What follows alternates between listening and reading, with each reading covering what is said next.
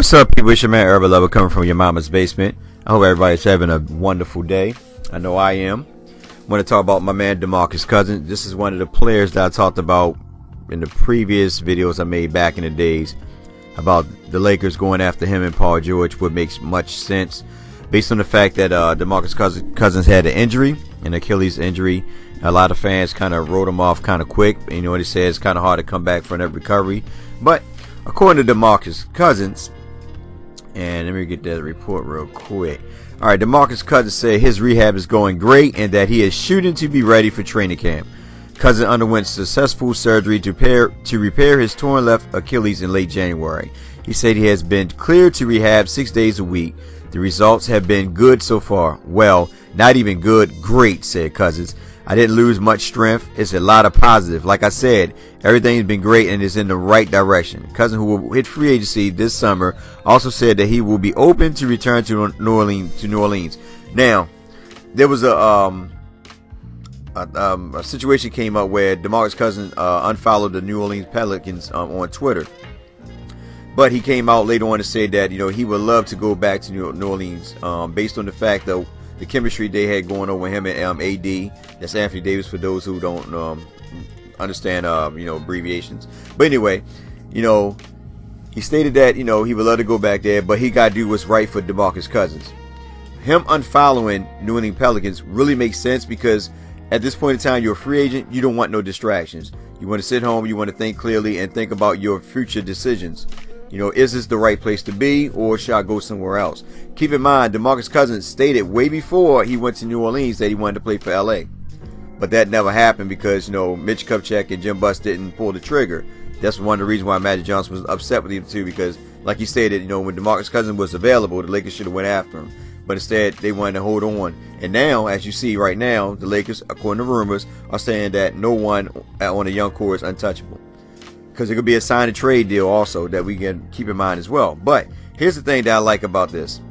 Number one, DeMarcus Cousins just coming off an Achilles injury. The Pelicans already stated that they're going to look to probably try to re-sign him, but not for the max contract. They're actually going to look to try to give him a smaller deal based on the fact that they are not, they're basically not knowledgeable of his injury or not. They don't know if his injury might be it might slow him up or make him a shadow of his older self.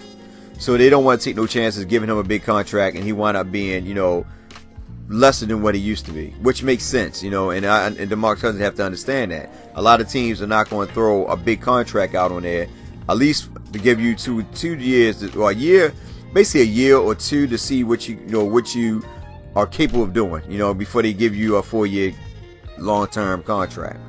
Now here's where the thing that I stated before. Now here's a way the Lakers can make a move on that. But Magic Johnson, all this stuff that's going on right now with the rumors about the Lakers stating that they're not looking at me. That the Lakers are stating that they're that no one's untouchable. They're looking to hear offers for the young players and all that. All these moves is basically to bring LeBron James in. That's Magic Johnson's number one goal, LeBron James. He's not looking at PG-13. He's not looking at all these other guys. LeBron James is Magic Johnson number one man. Simple as that. If you actually find Magic on Twitter, back before he became president of basketball operation, all he talked about was LeBron and Kevin Durant. Mostly LeBron. He loves LeBron. He loves LeBron. So even though fans might not like LeBron, y'all might hate LeBron, all this and that, at the end of the day, that's Magic Johnson, number one fan. And Magic Johnson is going to make all types of moves to bring LeBron here. So if LeBron states to Magic that, hey, I'll come if you get me 2 superstars, trust and believe, Magic Johnson will make that move. I'm just letting you guys know. So anyway, but just say, for instance, that LeBron decides to go somewhere else. And the only option we have now is DeMarcus Cousins and Paul George. The Lakers could actually make a move to get both of them and also sign Julius Randle. And now here's my little pitch. Julius Randle can be put out, he can get, what was that? Wait, my paper. Hold on, give me a second, guys. I had it written down here. Okay. So, based on the fact that Paul George, based on the fact that Paul George didn't have a good game that last outing, I know a lot of fans say that was only one game, but that one game means a lot. That game right there could also be the determination if teams will give him the max contract, because what it shows is that he doesn't have the killer instinct in order to take over a game. I know a lot of people want to blame Westbrook for taking so many shots, but like I stated before, Westbrook actually gave him a lot of passes. He actually gave it back to Westbrook, and he even said it in the press conference where he stated that Westbrook was hot. He just kept feeding him instead of, taking over. So first and foremost, for anybody to say that he's going to fill Kobe Bryant's shoes, let's stop right there. Kobe Bryant has the killer instinct. Paul George doesn't. Paul George is like your Scottie Pippen. And I'm not knocking Paul George. I love his game, but I don't think he has that killer instinct to me, just by watching him. And not just watch him in OKC, but also watch him in Indiana. Because back then, I would always love to watch the underdog beat the top team. And at that time, the top team was Miami with LeBron, Chris Bosh, and Dwayne Wade. And when Indiana played him with Stevenson, I love Stevenson because that was one of the players that I, as a Laker fan, wanted to get because I like his game as well. So I was hoping that we get him. But anyway, here's the fun part right here. Let's get to the fun part. I don't want to drag it out. All right, so what I mean by that, we have a chance to actually sign all three of them. But this also goes into the fact that, are these players willing to accept a certain offer in order to make the team better? We've seen sacrifices like Kevin Durant taking lesser money to stay with the Golden State Warriors, and other players as well. That's the only way you're going to keep a good team intact. Some players are going to have to take pay cuts.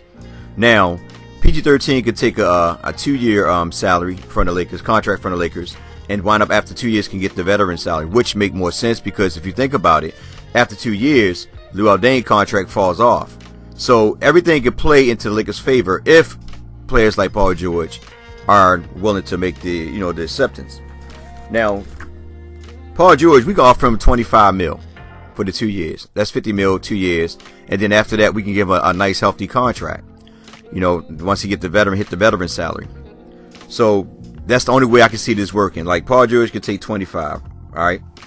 Now Cousins, based on his Achilles situation, his injury, the Lakers could sign him for 1 year or 2 years, however they want to do it, for $20 million per year. I think Cousins was making $18 million last year, something like that, if I'm not mistaken. But I know Cousins, it depends because he might not want that. He might want something lengthier. But to make it work, I'm just stating that if he wants to go in that route, he can, because in reality, like I said before, if you think about it, Luol Deng contract falls off in 2 years from now.